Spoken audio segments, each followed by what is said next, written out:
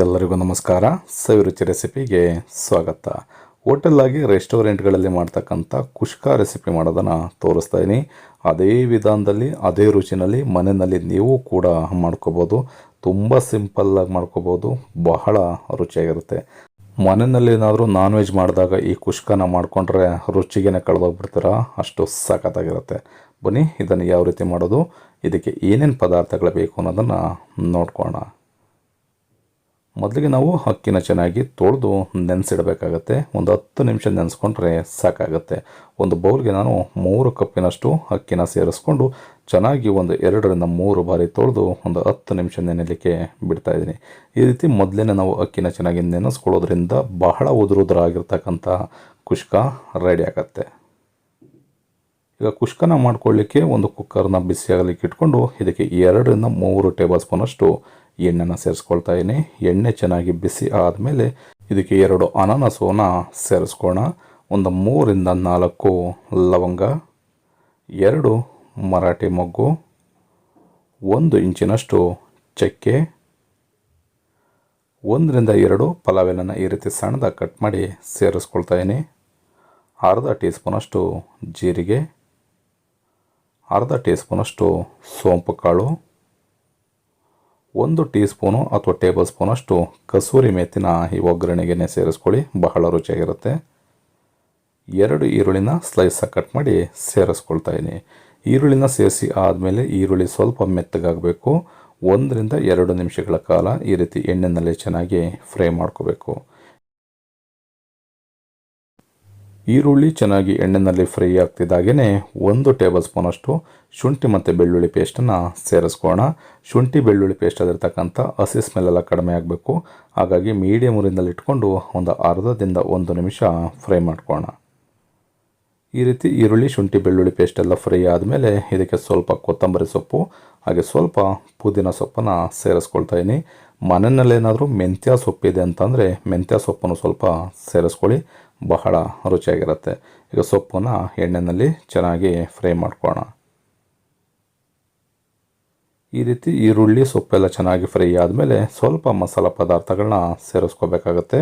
ಒಂದು 1/4 ಟೀ ಸ್ಪೂನ್ಗಿಂತ ಕಡಿಮೆ ಅರಿಶಿಣದ ಪುಡಿ, 1 ಟೇಬಲ್ ಸ್ಪೂನಷ್ಟು ಅಚ್ಚ ಖಾರದ ಪುಡಿ ಮೆಣಸಿನ್ಕಾಯಿ ಪುಡಿ, 1 ಟೇಬಲ್ ಸ್ಪೂನಷ್ಟು ಧನಿಯಾ ಪುಡಿ, 1 ಟೀ ಸ್ಪೂನಷ್ಟು ಚಿಕನ್ ಮಸಾಲ, ಅರ್ಧ ಟೀ ಸ್ಪೂನಷ್ಟು ಗರಂ ಮಸಾಲ, ಅರ್ಧ ಟೀ ಸ್ಪೂನ್ಗಿಂತ ಕಡಿಮೆ ಕಾಳು ಮೆಣಸಿನ ಪುಡಿನ ಸೇರಿಸ್ಕೊಳ್ತಾ ಇದ್ದೀನಿ.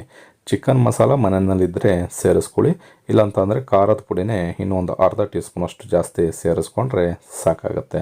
ಈಗ ಎಣ್ಣೆ ಜೊತೆಯಲ್ಲಿ ಮಸಾಲನ್ನು ಚೆನ್ನಾಗಿ ಫ್ರೈ ಮಾಡ್ಕೋಣ. ಇದಕ್ಕೆ ಒಂದು ಅರ್ಧ ಕಪ್ಪಿನಷ್ಟು ಒಂದು 3 ರಿಂದ 4 ಟೇಬಲ್ ಸ್ಪೂನಷ್ಟು ಮೊಸರನ್ನು ಸೇರಿಸ್ಕೊಳ್ಳೋಣ.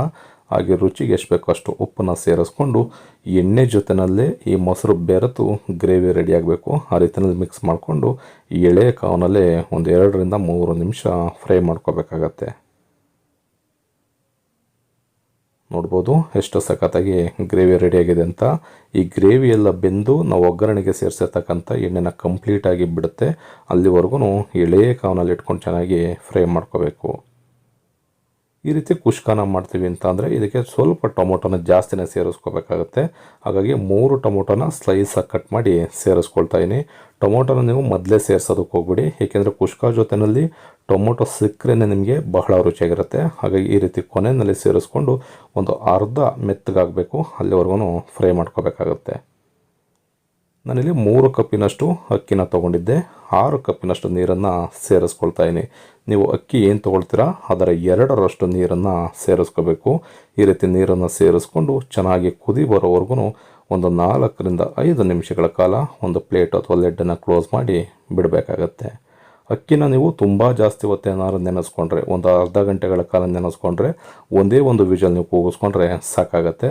ನನಗೆ ಒಂದು 10 ನಿಮಿಷ ನೆನೆಸ್ಕೊಂಡಿರೋದ್ರಿಂದ ಈಗ ಅಕ್ಕಿನ ಸೇರಿಸ್ಕೊಂಡು ಕುಕ್ಕರ್ ಲೆಡ್ಡನ್ನು ಕ್ಲೋಸ್ ಮಾಡಿ 2 ವಿಜಲ್ ಬರೋವರೆಗೂ ಬೇಯಿಸ್ಕೊಳ್ತಾ ಇದ್ದೀನಿ. ನೀವು ಅಕ್ಕಿ ಜಾಸ್ತಿ ನೆನೆಸ್ಕೊಂಡ್ರೆ 1 ವಿಜಲ್ ಬರೋವರೆಗೂ ಬೇಯಿಸ್ಕೊಂಡ್ರೆ ಸಾಕಾಗತ್ತೆ. ಮನೆಯಲ್ಲಿ ಏನಾದ್ರು ತುಪ್ಪ ಇತ್ತು ಅಂತಂದರೆ 1 ರಿಂದ 2 ಸ್ಪೂನಷ್ಟು ತುಪ್ಪನ ಸೇರಿಸ್ಕೊಳ್ಳಿ, ಬಹಳ ರುಚಿಯಾಗಿರುತ್ತೆ. ಈಗ ತುಪ್ಪನ ಸೇರಿಸ್ಕೊಂಡು ಚೆನ್ನಾಗಿ ಮಿಕ್ಸ್ ಮಾಡಿ ಕುಕ್ಕರ್ ಲಿಡ್ಡನ್ನು ಕ್ಲೋಸ್ ಮಾಡಿ 2 ವಿಜಲ್ ಬರೋವರೆಗೂ ಬೇಯಿಸ್ಕೊಳ್ತಾ ಇದ್ದೀನಿ.